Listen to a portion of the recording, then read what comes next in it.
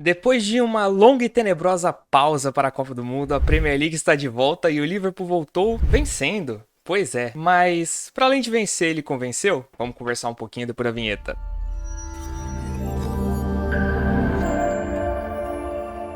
Sejam todos muito bem-vindos mais uma vez, senhoras e senhores da Rádio Liverpool Brasil. Meu nome é Marco Antônio Rigotti, eu falo de Faro, no sul de Portugal. E hoje o clima está um pouquinho mais leve do que estava no meio de semana, né? Mas podia estar ruim também, não ache que foi tudo flores hoje. Liverpool venceu o Aston Villa fora de casa por 3-1 em uma partida que poderia ter acabado pendido para cenários bem diferentes, né? A gente poderia ter acabado o primeiro tempo ganhando de 4-0, a gente poderia ter acabado o primeiro tempo tomando um empate num 2-2 bobo por algumas falhas defensivas. A gente poderia ter voltado do segundo tempo perdendo a partida, 15 minutos muito ruins. A gente poderia ter matado no segundo tempo o jogo também, antes de sofrer o primeiro gol do Aston Villa. Mas no final das contas, com a ajudinha do Menino Maravilha, que a gente já defende aqui faz um tempo, o Stefan Bajcetic, o Liverpool conseguiu selar a vitória no finzinho da partida, 3-1 fora de casa, para colocar um pouquinho de pressão agora no Manchester United, no Tottenham, que já empatou nessa rodada, e continuar a busca pela nossa realidade nesse campeonato, que é o G4. A gente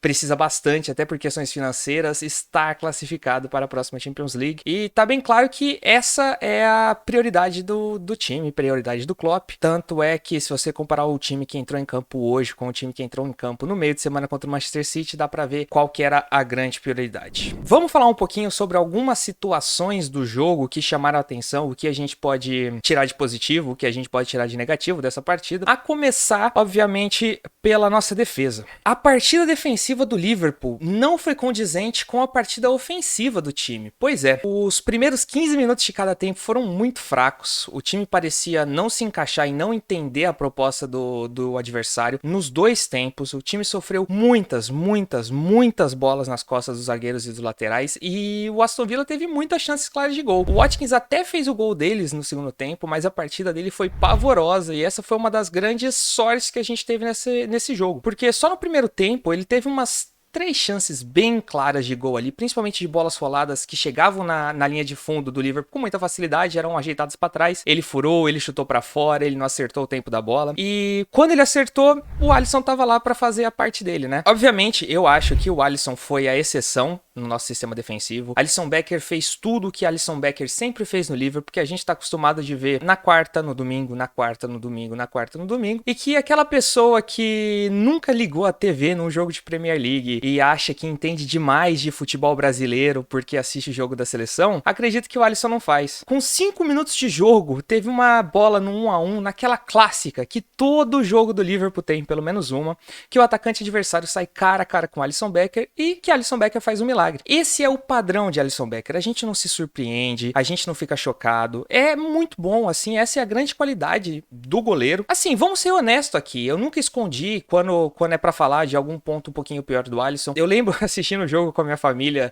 na eliminação contra a Croácia, quando foi pros pênaltis, eu sempre deixei claro e falei, olha, pegar pênalti não é a grande qualidade do Alisson. O Alisson não é um pegador de pênalti, mas a gente não pode achar que aqui que é tudo errado, que é terra arrasada e que o Alisson é horrível. O Alisson é, se não o melhor, um dos melhores goleiros da história do futebol no 1 contra 1. Eu fico chocado quando a gente pega ali, né, certos jornalistas, certos comentaristas de Twitter e de televisão que vêm comparar, por exemplo, especificamente aquele chute do Kolo Muani pela França no último lance da prorrogação na final da Copa do Mundo, que o Emi Martinez pegou e o pessoal fala, o Alisson pegaria essa bola? O Alisson isso, o Alisson aquilo. O Alisson, você pode citar aqui o defeito que você quiser de Alisson Becker, mas naquele lance ele pegaria sim. E ninguém teria uma possibilidade, uma probabilidade maior de pegar aquele lance do que Alisson Becker. Essa é a realidade, a gente não pode brigar com ela. Contra fatos, não há argumentos. Mas uma ótima partida de Alisson Becker, desde a época de que o Cazé fala, né, o Alisson não faz milagre, o Alisson não tem milagre. Isso não é demérito de Alisson Becker. Alisson Becker não faz defesa plástica, para além dos 1-1 ali, que é sempre uma coisa muito bonita de se ver, mas ele não faz defesas plásticas, ele não faz grandes defesas bonitas, pelo simples fato de que ele está sempre muito bem posicionado. Quantas bolas hoje a gente não viu do atacante do Aston Villa conseguir cabecear de dentro da área, dentro da pequena área, de conseguir ali uma finalização um pouco mais difícil. E o Alisson Becker pega a bola aqui, ó. Bom, não tem que pular.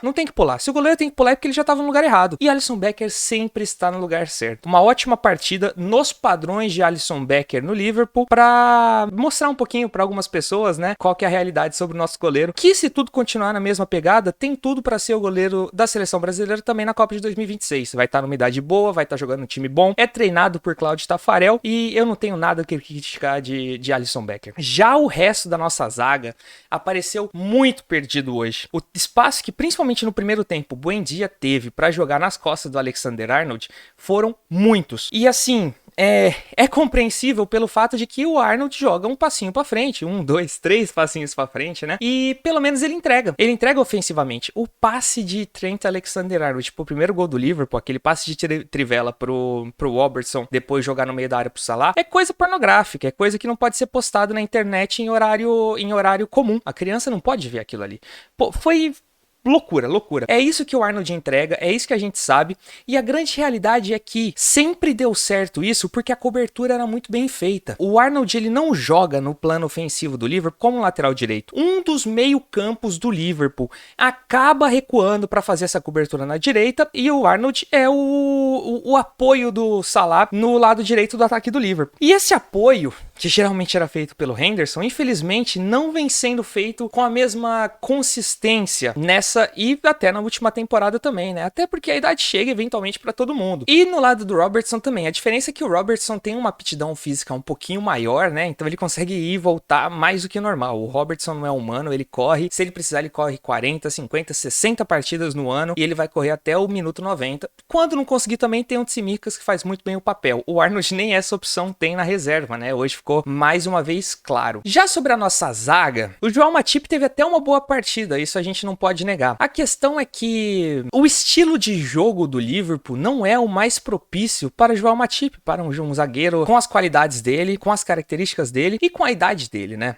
O Konaté pode ser discutivelmente melhor ou pior do que o Matip nessa ou em outra característica, mas a verdade é que é um zagueiro muito mais atlético, com muito mais velocidade, muito mais impulsão na área para resolver problemas, por assim dizer, né? O Konaté é um jogador que, pro estilo do Liverpool, que geralmente a zaga não tem que lidar com situações normais de ataque, mas sim com problemas causados em outros setores, o Konaté resolve problemas muito bem. E a tendência é que ele voltando e fazendo essa parceria com o Van Dijk, algumas situações do jogo sejam resolvidas com um pouco mais de facilidade, com um pouco menos de susto. Já indo pro nosso meio de campo, já entrando, né? A gente já começou a falar do nosso meio de campo aqui. Ofensivamente, o meio de campo do Liverpool hoje foi muito bom. O Liverpool, inclusive, se você for pensar como um todo, ele lembrou muito aqueles Liverpools heavy metal do começo da era Klopp por aqui, né? Porque é um time que não tem um padrão defensivo e toma muito susto, mas ao mesmo tempo produz muitos lances.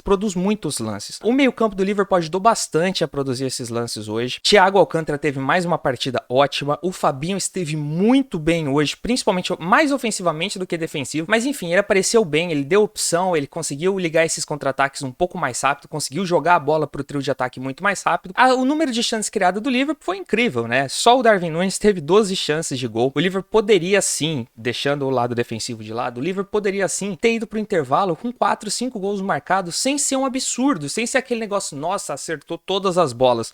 Não, seria normal.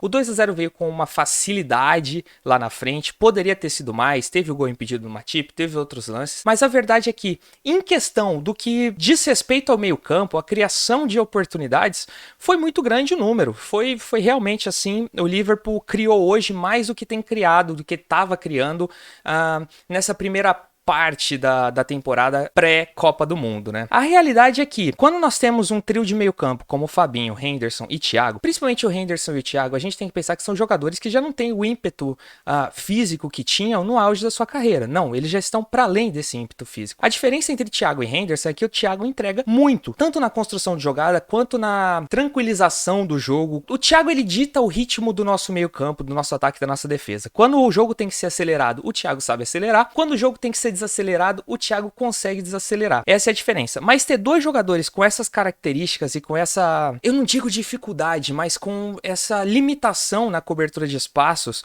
e jogando com dois laterais tão avançados, a tendência é que buracos apareçam, que oportunidades para o adversário apareçam e mais uma vez apareceram. Mas enfim, a partida ofensiva deles foi muito boa, acabou compensando. Nós fizemos mais gols do que tomamos, né? E fica sempre o alerta porque contra uma equipe melhor estruturada, contra uma equipe com mais qualidade técnica, se a gente oferecer tantas situações de gol quanto a gente ofereceu, a gente vai tomar mais gols. A comprovação disso está, por exemplo, na partida do meio de semana. A partida do meio de semana não foi tão diferente defensivamente quanto foi hoje. Nós demos várias bobeiras. A diferença é que a primeira bola que caiu pro Haaland nessas bobeiras, ele adiantou o Joe Gomes e fez o gol. Essa é a diferença. A diferença é que em umas bolas ali um pouco mais difíceis pro goleiro, nós não tínhamos um Alisson no gol para fazer um milagre. Até quando a gente vai ter que ficar contando com esses detalhes para ganhar uma partida? Ok, nós fizemos 3 gols hoje e contra um adversário um pouco mais qualificado. Se a gente perdeu tanto de gol que a gente perdeu hoje em uma partida contra um adversário da parte da metade inferior da tabela, você imagina o que a gente vai fazer quando a gente pegar um time melhor estruturado defensivamente. Talvez não venha esses 3 gols. Talvez venha um, talvez não venha nenhum. E ali atrás? Como que a gente vai resolver isso? Quando a gente lembra daquela temporada que a gente ganhou o título com muita sobra da Premier League, a diferença para outros Liverpools era que a gente fazia 1-0 e a gente sabia que a gente não tomaria o gol. O jogo acabava ali. A segurança, a confiança estava tão em alta que o jogo acabava no 1-0 e o adversário sabia disso também. Hoje não tem. Hoje aquele velho clichê do falha de cobertura de que 2-0 é um resultado muito perigoso. 2-0 é um resultado muito perigoso porque o Liverpool pode tomar 2 gols em minutos, o Liverpool toma um gol e sente psicologicamente. É todo um processo de reconstrução, de confiança e de estrutura de jogo que leva um tempo. Sim, a gente encontra críticas aqui, obviamente, porque a gente critica porque a gente gosta, né? A gente quer ver sempre o melhor. Isso serve pro Darwin também, vamos chegar lá. Houve evolução já nesse retorno pós-parada da Copa. A expectativa é que, com vitórias vindo paulatinamente, a confiança vá melhorando, o entendimento do jogo vá melhorando, a segurança no amiguinho vá melhorando e a gente tenha partidas melhores. Ainda há muito espaço para se crescer. Terminando aqui, nós vamos falar agora do ponto mais crítico, do ponto mais sensível dessa partida, que foi o nosso ataque. Mohamed Salah teve uma ótima partida, enquanto Darwin Núñez teve uma partida... O que falar de Darwin Núñez, né? Darwin Núñez, infelizmente, continua entregando tudo o que os críticos querem. Ele continua enchendo os críticos de munição. E a gente pode aqui defender, sem passar pano. Eu não tô passando pano para Darwin Núñez. Quando nós temos que criticar Darwin Núñez, nós criticamos Darwin Núñez. Hoje nós vamos criticar bastante Darwin Núñez. Mas a realidade é que não é tudo que tá errado. O Darwin Núñez não é um bagre completo. O Darwin Núñez não é esse jogador que é pintado, que não sabe dominar uma bola, que não sabe chutar no gol. O Darwin Núñez, ele tem um senso de posicionamento muito bom. O Darwin Núñez, ele tem uma arrancada muito boa. O Darwin Núñez, ele pode sim jogar de ponta quando necessário. Isso é muito difícil, né? Você vê um 9 grande de área que pode jogar de ponta também. Ele tem essa qualidade. E ninguém tem 12 chances de gol em uma partida, teve 12 arremates a gol numa partida, se você não tá ligado no jogo, se você não tá no lugar certo. A bola chegava no Darwin Núñez não por aleatoriedade, mas porque ele sabia onde ele tinha que estar, ele sabia o que ele tinha que fazer. Mas a tomada de decisão de Darwin Núñez continua piorando. Não é que ela está mal, ela continua piorando. Isso é claramente um problema de confiança. É claramente um problema de pressão. É um jogador muito novo que não fala a língua do lugar em que está e que vem com uma etiqueta de um preço muito grande, de quase 100 milhões de euros, que tá jogando contra ele.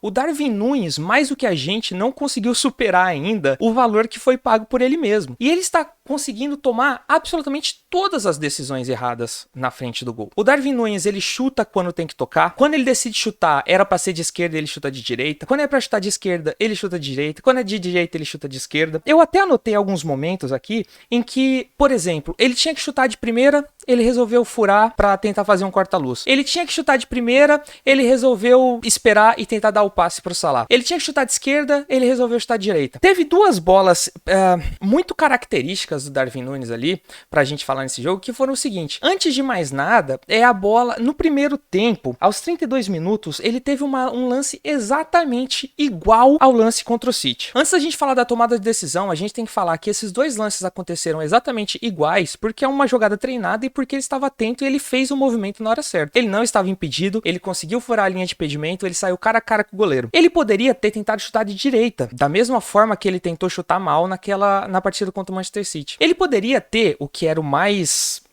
esperado naquele lance, arrumado o corpo pro lado esquerdo pra conseguir bater de esquerda. Ele não arrumou. Ele tentou esperar o Salah chegar na esquerda, rolou a bola e perdeu o gol. E aí a crítica cai em cima dele. Já no segundo tempo, no final do jogo, aos 75 minutos, ele recebeu uma bola do outro lado do campo. E ele deu uma arrancada sensacional, porque ele é um jogador muito atlético, muito forte, mesmo sendo alto, ele é muito rápido. Ele conseguiu ganhar na velocidade do zagueiro, ele saiu cara a cara com o goleiro, e na hora que era pra ele chutar de direita, pra ele ajeitar o corpo, pra chutar com a perna boa, se era confiança que faltava na esquerda, ele chutou de esquerda. Por quê? Isso que eu não entendo. É assim, e é o tipo de coisa que ele sabe, ninguém chega onde ele chegou, ninguém é o atacante que ele é, sem saber qual é a melhor forma de finalizar naqueles lances. Quem errou aquele gol não foi o Darwin, foi o peso que o Darwin carrega do valor pago na sua contratação. Ali que era pra chutar de direita, ele resolveu chutar de esquerda e chutou pra fora também. E assim, falando do seu companheiro de ataque, né, falando de Mohamed Salah, a gente acaba vendo que hoje o Mohamed Salah é exatamente a antítese do Darwin. Primeiro que em muitos momentos das últimas temporadas do Salah, a única crítica que encontravam pra falar alguma coisa do Salah é que ele era fominha. Eu nunca concordei com isso porque, assim, claramente ele era fominha por uma orientação de Jürgen Klopp. Ele não seria fominha, tão fominha, todo jogo e por anos e anos, por temporadas e temporadas, se não fosse uma recomendação, já teria sido mudado. E o Darwin Núñez, que é um camisa 9 e que muitas vezes tem que ser fominha e que antes de mais nada pensar no gol, ele pensa no passe, ele repensa, ele pensa 3 vezes na terceira opção. Não tem que ser assim. O 9, o atacante, o centroavante, chegou dentro da área, ele tem que pensar em fazer o gol, ele tem que pensar em chutar pro gol. Errou, vida que segue, mas ele tem que chutar no gol. Como a gente falou na última partida, a gente repete aqui. Se ele chega na frente do gol pensando se ele vai chutar, ou se ele vai tocar, ou o que ele vai fazer, ele já errou. Ele já falhou antes mesmo de chutar a bola. Isso aconteceu hoje muitas vezes, e é algo que, assim, tem que ser trabalhado psicologicamente, pode ser trabalhado psicologicamente, todas as ferramentas estão ali, todas as qualidades estão ali. O Darwin Núñez pode sim ser um grande atacante ainda no Liverpool, eu imagino que vai ser, eu acredito nisso até o momento, e a torcida também. Tanto que aos 40 minutos do segundo tempo ele foi substituído e saiu ovacionado pela torcida do Liverpool, aplaudido de pé, com seu nome cantado pela torcida, que mostra que, assim, a gente critica, mas a gente critica porque a gente gosta, e a gente critica porque a gente sabe que pode oferecer mais. Não é um jogador como, por exemplo, o Chamberlain, que foi titular hoje, que a gente vira e fala assim, porra, teve uma partida nota 7, mas é o que pode entregar, não tem como cobrar mais do que mais do que isso do Chamberlain. Isso é o que o Ox pode oferecer, então a gente entende. Já o Darwin a gente reclama porque a gente sabe que dá pra fazer mais, que a gente sabe que, assim, se essas bolas entram, era uma partida que ele poderia ter saído com hat-trick no primeiro tempo, talvez, com hat-trick na partida. É um jogador que pode sim acabar até fazendo história no Liverpool, mas tem que colocar um pouquinho a cabeça no lugar e tem que tomar decisões melhores. E para completar, para além de tudo isso que a gente já falou aqui, eu gostaria de falar e de salientar mais uma vez Stefan Bajcetic. Pois é, nós falamos durante a pré-temporada, remember the name, lembre do garoto, o menino é bom, o menino tem funções de primeiro volante, de segundo volante, de meio campo, ele pisa na área bem, ele chuta bem, e hoje ele mostrou a frieza. É um menino de 18 anos, que numa partida apertada, um 2-1 fora de casa, ele recebeu uma bola dentro da área, que ele poderia ter chutado de primeira, e ele driblou o goleiro para chutar depois. Esse é um jogador que joga e que a gente pensa que pode ser o reserva do Fabinho como primeiro volante, que a gente pensa assim, pô, não é o cara que é mais dotado tecnicamente, não é o cara que tem uma presença de área muito grande, que ele é o primeiro volante, não. O Bajcetic tem potencial, olha, eu não estou falando que já é, mas tem o potencial para ser o futuro no meio campo do Liverpool, sim. Por que não? Se a gente fala tanto de Enzo Fernandes e Jude Bellingham, por que esse meio campo daqui a uns anos não pode ser Enzo, Jude e Bajcetic? Pois é, cara, ele tem capacidade, ele tem idade, ele tem teto para isso, e ele tá se mostrando muito preparado até agora para ser uma opção sim na nossa rotação no meio campo. Fabinho Tavares não tem um reserva para primeiro volante, não tem, todos os outros que entram ali são improvisados, você coloca um Henderson improvisado, um Thiago improvisado, e a gente perde dobrado, né? Porque a gente perde, não tem um jogador da posição no primeiro volante, a gente perde um titular mais pra frente que vai tá quebrando galho em outro lugar. Stefan Bajcetic tem capacidade para fazer parte desse elenco, mostrou hoje mais uma vez e talvez seja a grande novidade boa desse time para a segunda parte da temporada. Para mim, o melhor em campo hoje foi Mohamed Salah. Sim, ele resolveu no primeiro tempo ele resolveu o jogo. Como a gente tava falando que ele é a antítese do Darwin Núñez, ele toma todas as decisões corretas no jogo. Nem sempre resulta em gol. A decisão correta correta pode ser chutar uma bola e ele chutar mal, ou o goleiro defender. Mas ele sempre toma as decisões corretas. Quando é pra chutar, ele chuta. Quando é pra passar, ele passa. Quando é pra segurar a bola e esperar, ele espera. Eu não posso nem falar que ele tá vivendo uma grande fase, porque ele vive uma grande fase na carreira dele pelo Liverpool, né? São temporadas e temporadas. É meia década já em que Mohamed Salah faz chover dia sim, dia não, em Liverpool e fora. Pois é, em 35 minutos no primeiro tempo, ele poderia ter resolvido a partida. Ele deu uma assistência incrível pro Van Dijk. Foi um pensamento muito rápido. Ele teve bem posicionado dentro da área para receber o passe do Robertson. E ele é aquilo. Ele é uma ameaça constante no lateral direito, na ponta direita do Liverpool, o que inclusive faz com que o time adversário tenha uma tensão maior por aquele lado e dê espaço para toda a partida que o Darwin Núñez teve operando no outro lado do campo. Isso pode vir a ser, a partir do momento que o Darwin Núñez acertar esse gol, a partir do momento que o Darwin puder jogar mais centralizado, por exemplo, e tiver um Luiz Dias pela esquerda, isso pode gerar muito desequilíbrio pro Liverpool. Hoje, o Liverpool jogou, por exemplo, o Oxlade-Chamberlain começou a titular, mas a verdade é que o Liverpool não jogou com um 4-3-3, né? O Liverpool acabou jogando um 4-4-2, em que você tinha sempre Salah caindo por uma ponta e Darwin no centro, ou o Darwin caindo numa ponta e o Salah mais centralizado. Esses dois estavam se complementando. E faltava um pouquinho de amplitude pelo lado oposto pro Liverpool. O Ox não é esse jogador, ou esse jogador, a gente sabe quem é Luiz Dias, e a partir do momento que esse jogador voltar e que o Liverpool tiver um campo mais largo para jogar, a expectativa é que flua mais, é que as viradas de jogo aconteçam mais, é que a gente encontre mais espaço nas costas da zaga adversária, e a expectativa é muito grande. Que a gente possa continuar evoluindo defensivamente para parar de ter esses lances bobos, para parar de correr tantos riscos como a gente corre, e que Darwin Núñez tenha a paciência, a sabedoria para tomar as melhores decisões dentro da área, na frente do gol, porque a gente sim continua falando de um jogador com potencial de fazer mais de 25, 30 gols por temporada na Premier League. Darwin Núñez é um jogador muito jovem, ainda assim, ainda em processo de adaptação. Mas teve essa pausa para a Copa. Ele teve com o Uruguai. Ele essa pausa não ajudou na adaptação de Darwin Núñez ao Liverpool, pelo contrário. Mas é um jogador, sim, ainda em um processo de adaptação, que tem muito a oferecer para o clube, e eu espero que vocês, assim como eu, tenham essa visão. A gente critica, óbvio, você entra no meu Twitter agora, é só crítica para Darwin Núñez. Eu reclamei muito, eu me incomodo muito com as decisões que ele tomou no jogo hoje. Darwin Núñez hoje deve ter batido o recorde da Premier League de gols perdidos e decisões erradas tomadas dentro de campo. Mas a verdade é que a gente sabe que a qualidade tá lá e o potencial tá lá. Então, assim, a gente critica porque a gente ama e porque a gente vê que pode oferecer mais. Esse foi o resuminho do jogo de hoje. A gente volta ainda durante a semana com mais um videozinho sobre a história do Liverpool, sobre as contratações de inverno. Pois é, nós vamos fazer um top 5 sobre os melhores negócios feitos pelo Liverpool na janela de janeiro, que não é a janela principal da temporada europeia, né? Mas até lá, deixa aqui embaixo quem você acha que foi o melhor jogador do Liverpool nessa partida, quem você acha que foi o pior jogador do Liverpool nessa partida. Que nota você daria pro Darwin? Se você ainda acredita no Darwin, aproveita, ajuda a gente a engajar esse vídeo, tá aqui embaixo. Se você ainda não se inscreveu no canal, chegou até aqui, considere se inscrever, aperta o botãozinho aí embaixo, você ajuda a gente bastante, você fica sabendo dos próximos vídeos. Até a próxima e Up the Reds!